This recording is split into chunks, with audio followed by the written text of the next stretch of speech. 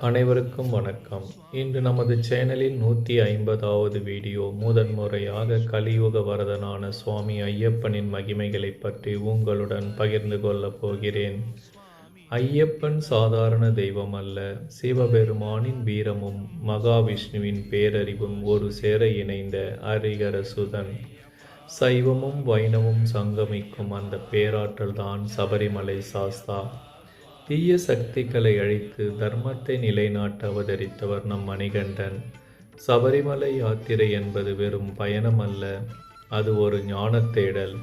41 நாட்கள் முதல் 48 நாட்கள் வரை கடுமையான விரதமிருந்து இருமுடி சுமந்து நாம் அந்த 18 படிகளை தொடும்போது சிவன் மற்றும் விஷ்ணு ஆகிய இருவரின் பேரருளும் நம்மை ஒரு சேர வந்தடையும்.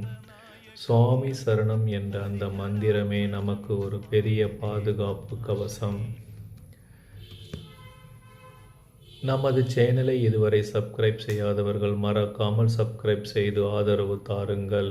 சுவாமி சரணம், ஐயப்ப சரணம்.